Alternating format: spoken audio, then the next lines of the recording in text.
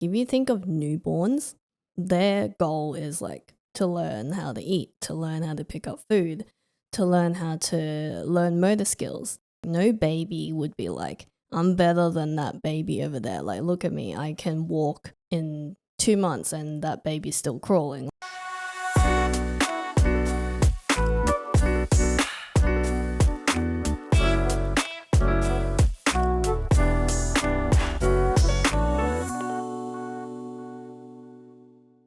Hello, I'm Sam. And I'm Milia. Welcome back to Ask the Joy podcast where we aim to build a better mindset for better relationships. This week we have an interesting one. It's talking about relationship with our ego. So I've been thinking about this, not my own ego, just the whole concept of ego. What's it about? What's it mean? How it influences us in social environments. So I want to start off with this question. What's your definition of someone with an ego? My definition of someone with an ego, well, to me, it's someone that's very self-centered, puts himself on a really high pedestal. That, to me, is my definition of ego. Interesting. I've always thought of ego as just someone in general, in a nutshell, that has a lot of confidence in themselves. And because confidence, it could be a good or a bad thing, depending on how you think of yourself and how you put yourself within other people. So yeah, I've just thought of someone with an ego as someone with just really high confidence and believes in themselves. Yeah, and I guess with the definition of ego, most people think it's a negative connotation or a prerogative meaning. Like overall, if I heard someone say that, oh, this person has a lot of ego or has high ego, I do associate it with a bad thought of that person. So I would say that it would lean towards the bad. Yeah. But let's go through some definitions of how the internet and how some philosophers describe ego. All right. So the first definition is a person's sense of self-esteem. Yeah, so that was a Google definition, which I thought it was quite interesting because it was so simple. It was very simple, very straightforward, and didn't really talk about a good or a bad, which is also why we wanted to talk about this.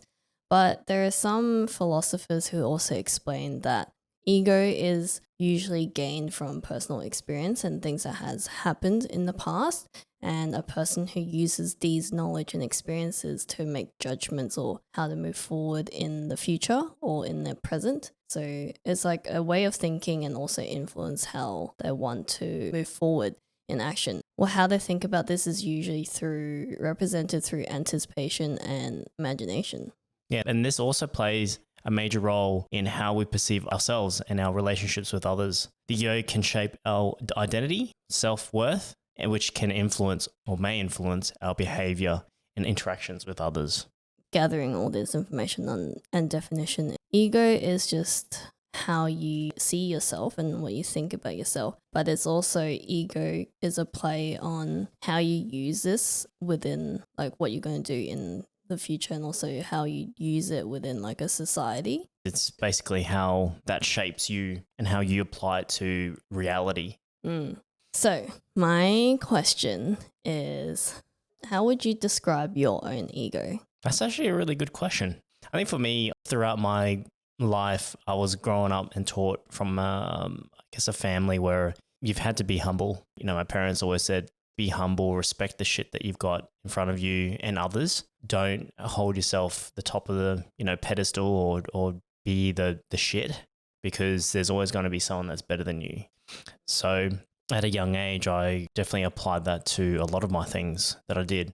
So would you say that you have an ego, like not like a good or a bad one? Do you think that you have a self-confidence? Do you think you have self-worth? I think definitely in the early days, I had confidence, but also lacked confidence in certain areas. But I think as I progressed in life, that changed. I guess transitioning into the real world after high school, that was where I really learned a lot in terms of life and the things that you experience. Yeah, definitely grew my confidence, but I never used that confidence in a negative way where I compared myself to others or put down people. Yeah, mine's quite similar. Upbringing was also something where I was always. I've talked about it a few times before where when I was younger, I actually had a lot of self confidence. I didn't really care about what I did and what that looked like to other people. Not like in a bad way where like I trashed something and I was like, I didn't care, but it's more like if I wanted to sing in front of the class, I would sing. If I wanted to dance in the middle of nowhere, I would dance. And then over time, that got squished and was like, don't do that. You're embarrassing me. You're like, you're so loud or whatever it is. It just kind of molded me into a person who was really quiet and was like, I can't do anything. I can't rule my reputation in a way of what society would think as ruining your reputation. So in a sense, I wasn't being myself. But it's the same thing as if I did really good, I would be like, yeah, I did really good. Look at what I did. Like, be all excited. And then take it home. Your parents like, oh, cool. It's like an ongoing thing. If you're in the whole Asian meme, subtle Asian traits, if you get an A, it's still not good enough. So you bring that report card home, show it to your parents, they'll be like, okay, like do better next time kind of thing. So that really squished any ego that I would have ever had, like ego in terms of confidence or just believing in myself, that got squished really quick. Definitely got taught to be humble because I was always compared to other people. So it's like no matter how well you did, you would be compared to someone who is doing better than you. So it's like you've done this good, then someone would be like, okay, you need to be like that person and do better. No matter how highly you think of yourself, you are reminded that someone is always better than you. So there's two parts. It's good for bettering yourself, but it's also bad because you would always think that you're not good enough. And that was the part that I took, is I always thought that I'm not good enough, which is really sad to say out loud, but that is in reality what I think in my head. You actually brought up a really good point. Even though my parents, they never compared me to others, it was our family friends and uncles and things like that that always did the comparisons. So no matter where you went, it was always like, oh, why are you not like this person? Or you should be more like this guy and things like that. And I think subconsciously, even though it was indirect, but direct in some way, it lingers in your mind and it lingers around you as you're sort of surrounding yourself with your It makes family. you question yourself as well. Yeah, 100%. And I think even though I didn't think of it that much, it definitely was in my mind thinking, shit, I need to be more like this guy who is A plus grades, or this guy who's more active, or you know what I mean? So it was definitely in my mind at the time. Yeah, and another thing that has been the hardest for me to actually find the balance is that, yeah, I can see that I'm allowed to have self-confidence and it's completely okay, but also being squished and told that you shouldn't have this self-confidence thinking that you're so good. But at the same time, like throughout my upbringing and growing up and even up until now, trying to balance that and even speaking up about like, yeah, I feel confident, I know I can do it. I feel like it just could just be me, like I'm not saying that everyone's like this, but as soon as someone's like, oh wow, like you're so confident in yourself, even comments like that, like just the tone of it, it kind of, It's condescending, puts you yeah, down. it's very condescending, and it makes me think like, okay, so am I not allowed to be confident? Because I feel like having an ego sometimes when you show your confidence, you're not putting anyone else down. And when I'm saying stuff like that, where I'm like, yeah, I feel like I can do it.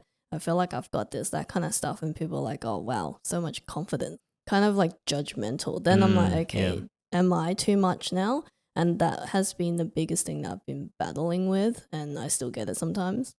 Yeah, it's a bit strange why families, Asian families, peers within the Asian culture were very much like that. It's questioning everything that you do, everything that you say, and it just does not make sense.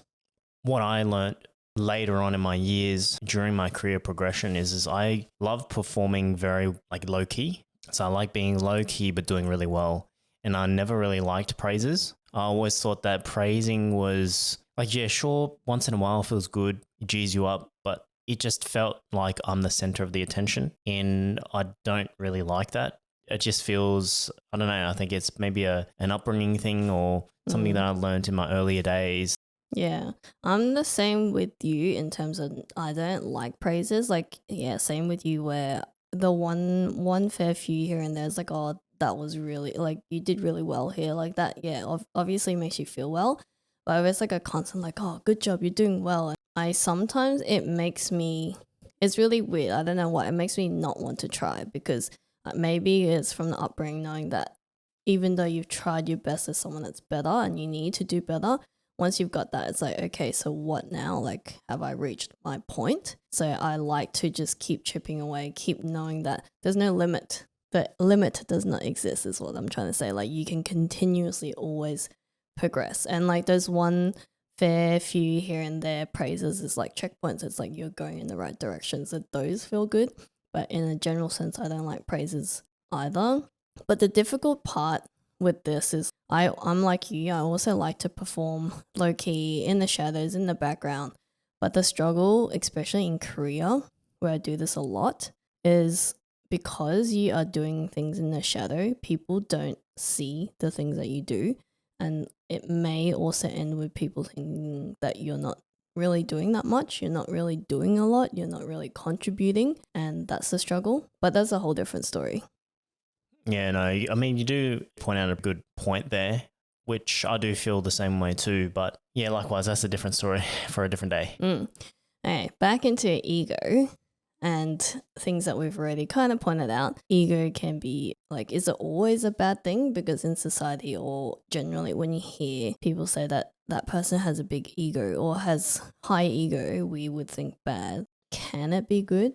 And that was something that I alluded to at the start was every time you talk about the word ego, it always has a negative connotation to it. Now, I believe ego can be both ways, can be a good and a bad. If you obviously promote a negative connotation on ego that affects other people, then sure, that's negative. But also having ego where you can use it to your own benefit in a positive way, that is a benefit. I agree with that.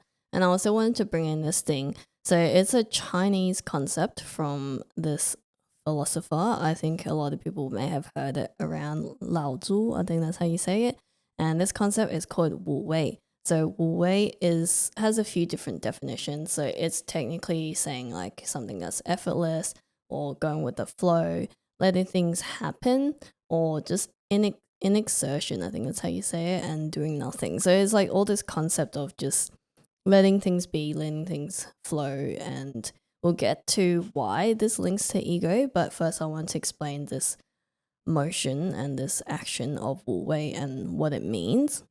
So, why this is good for anyone to practice is kind of like a mindset thing or like a way of life. Don't always feel like you need to control everything that's happening right now or even in the future, because some things happen just for a reason, right? And the concept of having this and being okay with having this in life will definitely enhance your relationship with the world as well. Bringing it into like if you observe and watch people, so a lot of the people who are either really spontaneous or really like go with the flow, down to earth, like they generally enjoy themselves a lot because no matter how the outcome occurs, like whatever happens, good or bad, or how they expected it, how they didn't expect it, they're okay with the results. Whereas with people who may be like anticipating what might happen, or like we said with the definition at the start, that you're imagining what might happen, it causes stress. It might bring in some ego. It might bring in other thoughts and other anxiety and all these emotions that aren't healthy. And these are people who may like more control. And that's why you need to practice this motion to be able to let go of ego, let go of any assumptions, and let life be one life with the wind. Yeah, exactly. So some of you guys might ask, why is Wu Wei and what you've mentioned? Why Wu Wei and what we have mentioned is related to ego? Well, ego is exactly what we were talking about earlier, which is about being controlling, reluctant to let things go and be more one with the wind. I think I would link it to someone who may be more closed-minded, because it's a whole few things. Like we're saying, like people who might be controlling, who might have anxiety, who likes to anticipate things. But then the people with ego as well have a lot of assumptions, so prejudice, or have one way of thinking of certain things.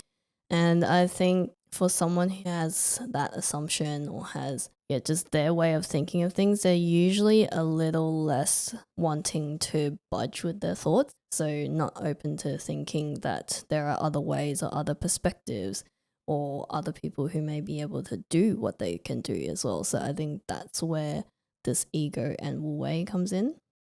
Yeah. So now that you've mentioned all that, ego happens when you are more specific, like what you mentioned before. So people who are very set in their ways, yes, they're confident, but they are very closed-minded when it comes to their direction of what they are looking to achieve. Not necessarily, I mean, you can see it in two ways. You can see it as that is a positive way, but also it's a negative way because then they're ignoring essentially what is around them. Yeah, I think a good example to explain someone who has an ego like that and not willing to let things happen, just see how the outcome happens. It could be like, say, for example, you have someone at your workplace who's worked there for like 40 years, who knows the ins and outs of the business, how things work and know the processes and may be really good at that process. But there's new technology, new process, new things that you can implement to make the process more efficient, faster. And someone new that has that knowledge of that, and they're not willing to be like, okay, let's listen to this new way of how to make things more efficient and work together with the old process versus the new and merge that into like a new process. And they're very stuck in their ways and be like, no, you have to do it this way. I've done it for 40 years. Like, I know what's best for this business. And that's one way of where ego can come in. Yeah. Though I can see where it can lead into ignorance. Not ignorance, it's more like... Because I had a word, but I lost it. The reason why I say ignorance is because you're being ignorant to the fact of what is truly a reality of what can happen in life. No, but they're also not accepting the fact that they can accept that they have a lot of knowledge, but they don't want to accept the fact that there is new way of processing and that someone else has more knowledge in that space. Like, they don't want to let go of the fact that now they have to start from scratch and start with saying that you have no knowledge in this new technology. So that's where you need to let go of your ego and pride as well. Yeah. And an example that we can see quite commonly is there are people who have past experiences or past knowledge that they have lived through a certain period of doing one particular way or certain experiences in a particular way, so that once people approach this scenario with a different mindset, they are quite stuck on thinking in the past and thinking that the past is what it is right now. But reality is everyone has moved on or times has changed where it's not what it is back then. And it's like you see it in like game shows. Like, for example, we recently watched like Physical 100. So things like where it's kind of like, what's that, Ninja Warrior, those kind of things where their training process is like one way, but maybe they need to adapt to work through that obstacle. And when they lose, a lot of the times they're like, oh, I should have let go of my ego or let go of my pride. It's because they really wanted to win and they didn't want to look bad or they didn't want to lose. But because they weren't willing to adapt, to readjust their own methods of how they work through certain training regimes and like, no, I've done this whole time. Like, I know that this will get me to where I need to go. Like, that sometimes can ruin your way of thinking or cloud your way of thinking and how you see how you should tackle this challenge. So that's why ego, when it comes into play in a more negative way than a positive, it can distort actions. But in saying that, that's why Lao Tzu suggests it's best to practice going through and seeing the world in an unprocessed state. So as much as you know and all the information that you've learned from experiences, always be willing and be brave enough to come into these situations with a blank canvas and be like, yeah, I'm ready to continue to learn. I'm ready to learn more. So that removes any assumptions, any previous things that you know that will work, and just be willing to listen and learn. And therefore, it's also just about having an open mind. Yeah, that's actually a really good point. Lao Tzu had suggested Lao Shu, like a rat. Yeah, man, that he suggests in terms of that practice. But the ultimate question that we need to ask ourselves is the good versus the bad. Okay, so I'll start with how it can be good, because ego going back to the simple explanation again, is that it's how you see yourself and your own self-worth. So when you have ego, again, it's like you having self-confidence.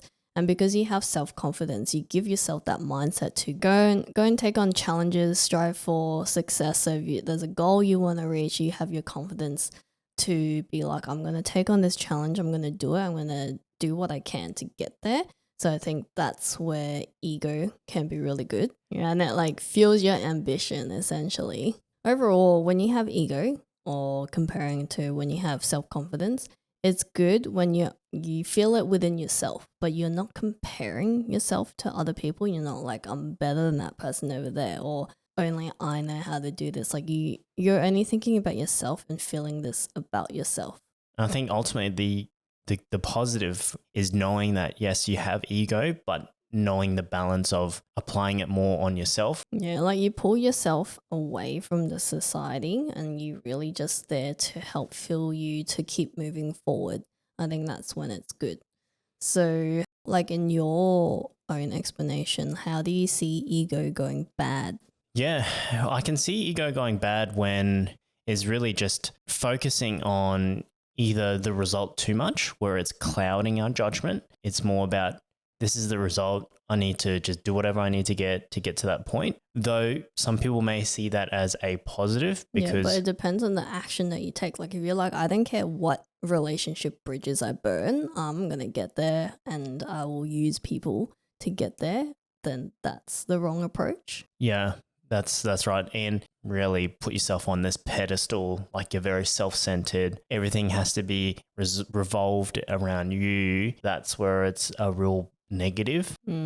Also, rather than like always talking about bringing people down, it's also worrying too much of how people will see you. So it's a bit of that pride mixed into your ego. You're like, if I don't do this, people won't see me in this light. If I do this, people will see me this way. I think that's when ego can go bad and it really swallows you from inside out. That's exactly what we saw in Physical 100. Every time someone lost, that was exactly what they all said was, I had so much ego and pride. I didn't want to see my peers look at me fail. And that was the same statement that most of the competitors essentially said every time. Not really. I don't think with physical 100, I didn't actually see a lot of ego. I think they were all quite humble with the way that they talk. And I think it was more that they didn't want to lose, where they didn't want to adapt. That's when it consumed them. They were just failing to see things from a different light at that point in time. So kind of like tunnel vision. They're like, this is what I've done in the past. This is what I know. This is what I'm going to go with, which is fine because sometimes if you know that it works, then you're going to go with it. But like just in any of those type of competition games, a lot of the times ego can swallow them up because they're like, no, I can't lose. Like I need to be better than someone else. Like they're always comparing to another contestant, and that's how it can like be bad. Yeah, and it's a two-way thing, right? Because it's good, it's confidence. It's fueling them. It's giving them that power to move forward. Yeah, so I think like ego, it's a hard one to really explain because a lot of the stuff that we're saying that is good, but it can be bad as well. So it's like too much of anything can be bad, and that's essentially what the ego is. Like too much ego will eventually eat you up, but not enough of it. It won't give you the self-confidence to move forward or to achieve the goals that you want to. But apart from our personal thoughts, why do you think humans, or we all, have ego to begin with? Well, I think to be able to achieve goals, to get anywhere, you need that confidence. But sometimes in upbringing and the social environments that you were hanging around, that's why I think it's also like you are the 5 people that you hang around. Because if you have a lot of people who have high ego in a way that they're like, oh, we're top shit, then you might be picking that up and you don't know any better. So that's how you think of things. And again, like ego is from experiences in life, like things that happened in the past. So if you see that in the past, this is how people have done it. This is how people portray themselves when they go into another environment. So you're like, okay, I need to do that too. So that's why people have egos. And this came to my mind when I was thinking, like, if you think of newborns, their goal is like to learn how to eat, to learn how to pick up food, to learn how to learn motor skills, things like that. And newborns will never have an ego. Like, no baby would be like, I'm better than that baby over there. Like, look at me. I can walk in 2 months and that baby's still crawling. Like, no baby thinks like that. So it's like, it definitely shows that it just comes from things that you pick up throughout life. Yeah, and I don't think it's just newborns alone too. I think it's also the young toddlers and kids, because they're, Well, like, you know what I mean. Yeah. Like, the younger you are, like, the fresher, even if you're in a new job, the fresher you are, the more willing you are to absorb everything like a sponge. And it only is until you get higher. That's why, like, people who have, I'm not saying everyone, people who build themselves up, have more money, are doing really well, really successful, sometimes ego can eat them up. And that's why you see people change and their personality becomes different, because now they think that they're top really shit. good. So it's just those examples. You can really see how ego really starts to consume you. Yeah, so linking it back to what we were discussing earlier, which was about the Asian culture and our upbringing, when we actually reflect back, family and the Asian culture actually had quite a fair bit of ego. It's a hard one to explain, because like within ourselves, I think from like parent to child relationship, it's always like squishing the ego.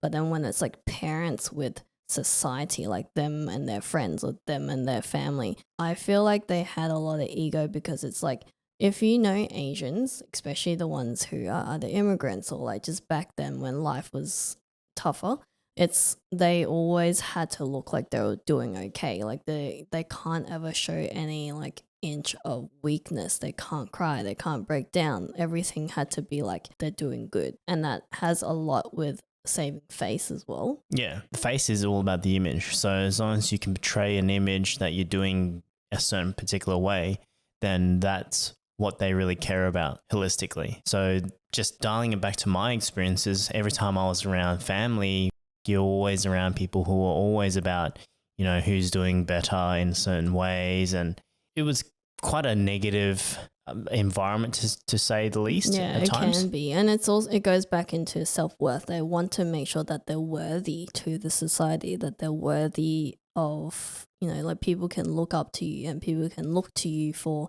expertise or like how well you're doing. And that's just what it was like in the society of the Asian culture, especially when I was like compared to other people, or if like it was just how many extracurriculars are you kids doing. That's why like if you see Asian kids, they're doing piano, they're doing swimming, they're doing like extra maths, they're doing tutoring, like all these stuff. And that's all for like, yeah, obviously for your better good, and it does benefit the kid, but at the same time part of it was like, oh, what are your kid doing? My kid's doing this and this. So yeah, it's just comparisons and comparing each other indirectly, and it still happens to this day, unfortunately, which is quite sad. Yeah, like it's ego, but also reputation, self-worth, and how worthy you are within the society. But to wrap it all up, because the whole thing is really finding that equilibrium is how I see it, between ego and self-respect and self-worth. What are some tips that you would share in terms of finding that balance? I think number one thing is just respect. I think you've got to approach things in a manner of respect. And I think a good way to look at it from an example is one of the most common ways is when you're traveling to a different country, you're exposing yourself to a new culture, a new scenario, a new experience, going into a whole new environment, just not knowing anything, but you're learning, you're soaking it, you're respecting what's in front of you. And you hear heaps of stories about foreigners going to different countries and disrespecting the shit out of cultures and just the way of living. And it's just a matter of realizing that people do different things, cultures do things differently. How we socialize, how we talk, how we communicate, and how things are done is just different. That actually makes me think of like when you're talking about traveling, and also thinking back about that Lao Tzu saying how you have to get rid of any assumptions and also what you've known in the past. So for example, when you go to Japan and you slurp on your noodles, that's actually really good for the Japanese, because they're like, oh wow, my food is actually really good. Like you're actually complimenting them. But if you eat like that, maybe in our culture or in Australia or any maybe Western country, you'd be like, why is that person such a slob? Like, why are you so like such a grub? So it's like letting go of that, having the understanding and like respecting the culture. Like, not saying that you should go to Japan and like slurp on noodles, but it's just like letting go of what you know and understanding that space that you're going into and just understanding where you're going and being open-minded to learn and change and adapt and be receptive. Yeah, which you actually allude to the next point. That is probably one of the most important things, is being open and understanding what is in front of you and soaking that up. Because if we're not open, well, one, we're not considering differences that we're facing. A different mindset or perspective to think of this is like, yeah, you know what you know, but if you're open to learn more, open to listen to other people's ideas and perspectives, you're only going to gain more knowledge from that, because now you've got extra knowledge in the bag on top of what you already have. So it's a good mindset to have when you're open to let go of your ego, to let go of your knowledge and past experiences to learn new things. And then with that, also just being considerate, but because you're being considerate means that you are also humble, so that again, you can be confident in yourself. You can know your self-worth, have self-respect, but also knowing that because you're in a world where there are people around you, which means that you need to be respectful in a social environment. You have to be understanding, you have to be considerate, so that there are always going to be people and other things around you that come into play. So just remembering that you are in this world and you are amongst other people, so you just have to respect those people as well. And yeah, just be open, learn from each other, and that's really it. Yeah, nice. Good way to finalize the 3 tips of ego and self-respect. Yeah, that Wu Wei one was a bit hard to explain. Like, in my head, I understand the concept of it, so hopefully we didn't butcher it. Hopefully it gave some good points, but it's a really good one. I really like these Lao Tzu and his philosophy and just way of life. Yeah, let us know in the DMs what your thoughts are in relation to ego and self-respect. Yeah, let us know if you have any other tips in your thoughts and views on ego. Is it good, is it bad, and how you balance it between ego and self-respect, because we again also want to open and broaden out our perspectives on life and would really love to hear your side of it. Likewise, thank you again, guys, for joining us, and we will see you in the next one. Goodbye. Peace.